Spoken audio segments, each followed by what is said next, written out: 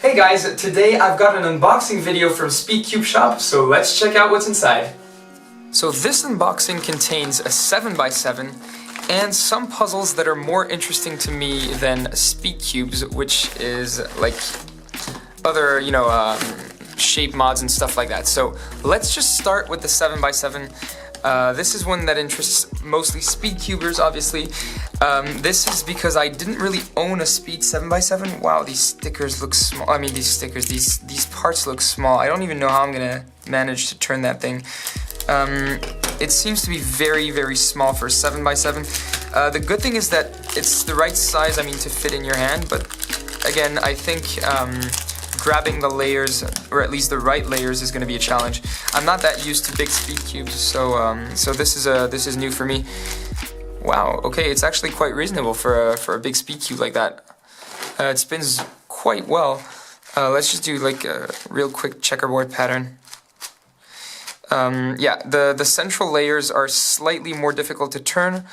And by the way, something I didn't say yet is that this is actually a magnetized 7x7, so you can actually feel the magnets blocking your moves towards the end. So that's a really good thing. I think it's gonna reduce misalignments.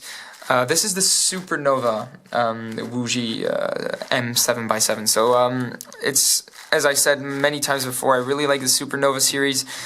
They're really great straight out of the box, and since I'm a casual user, I think the Cosmic Cubes are maybe a bit worse for me than the Supernovas.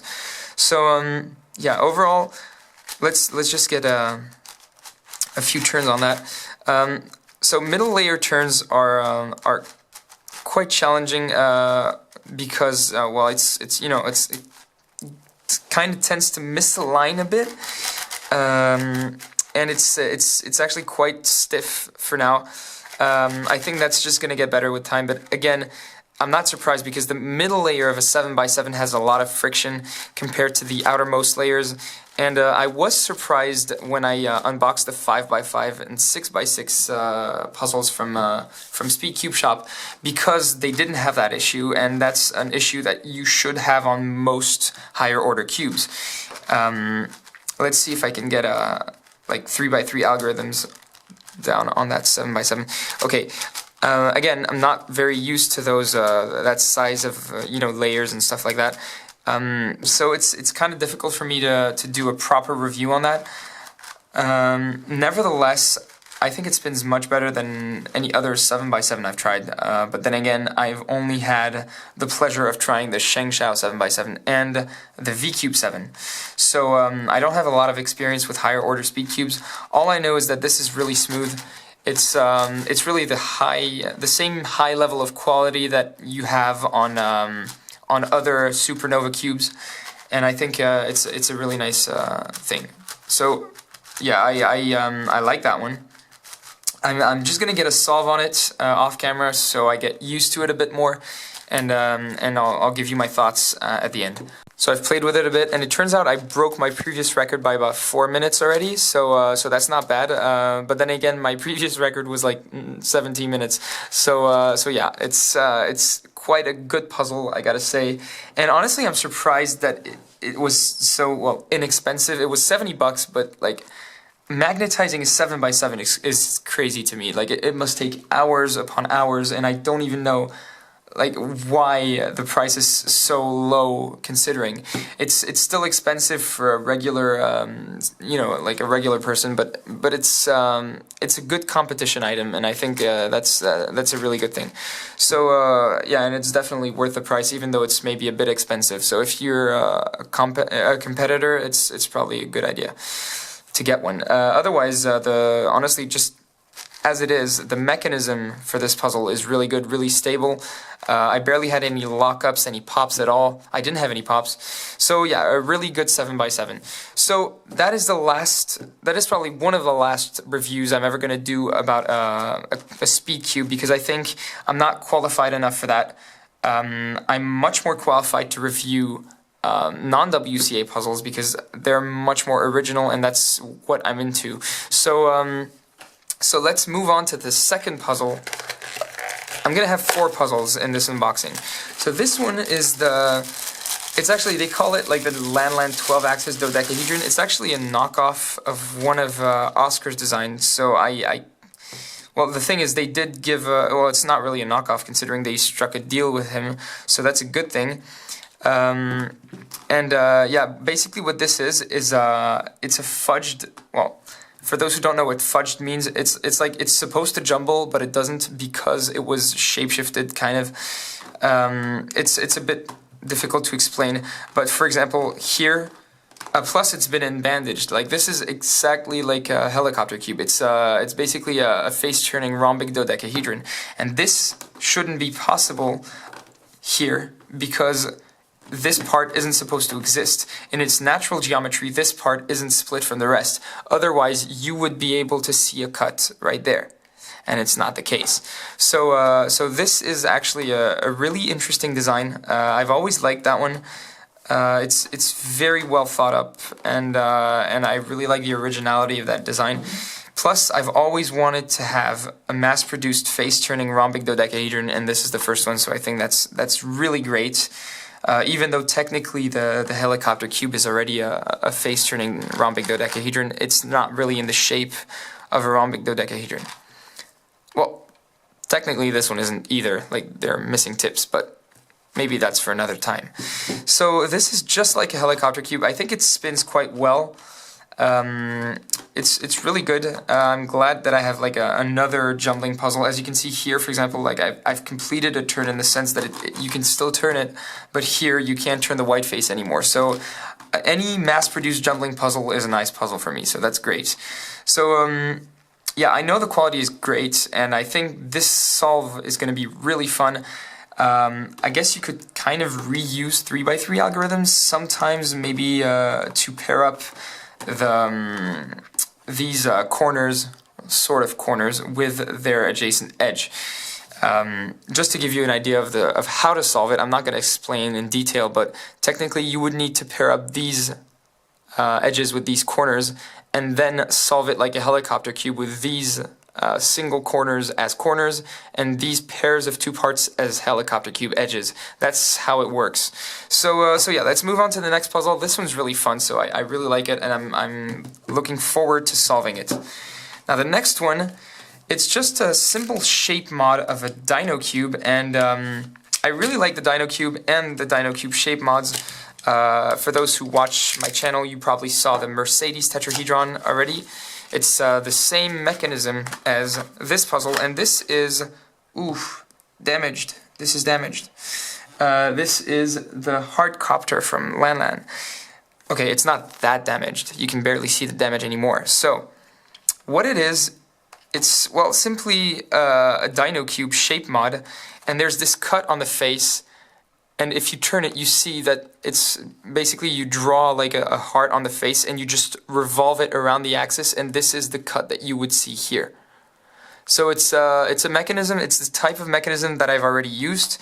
I actually used this on the Mercedes tetrahedron to make like Kilominx type cuts. In other words, cuts that don't look like they could turn. Like for example, this doesn't look like it could turn. You're like, how does the heart turn? And it actually turns like this.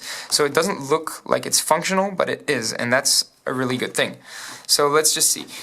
I'm getting a few lockups due to the geometry. I think it's actually it's more reasonable than what I thought. I just got like one lockup at the beginning. It's actually quite nice. It turns well, no issue there.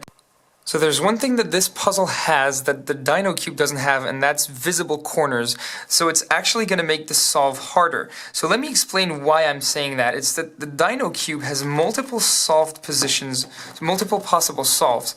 So let's just try to solve it without caring about the corners. So, and you'll notice that it's actually quite easy, and it is definitely possible. So, for example, here, I'm solving the Dino cube, and it's solved in 3, 2, 1, and it's solved.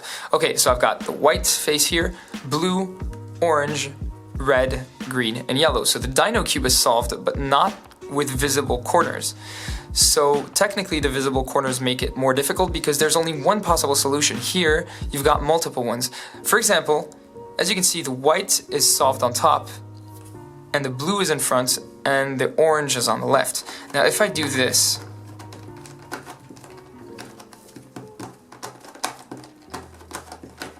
you'll notice that the white is still on top, the blue is still in front, but the red is on the left. So I've just switched the Dino cube's position.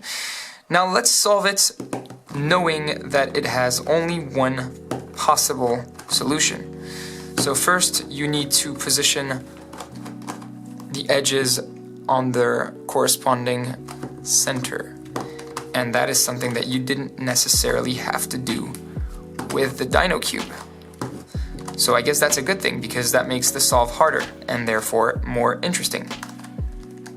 So now I'm solving this white face along with those hearts right there. Then I've got the blue-red heart that should go here. And actually the blue-red heart has a position according to this corner, so it has to be in the right position. It needs to be paired up with the corner.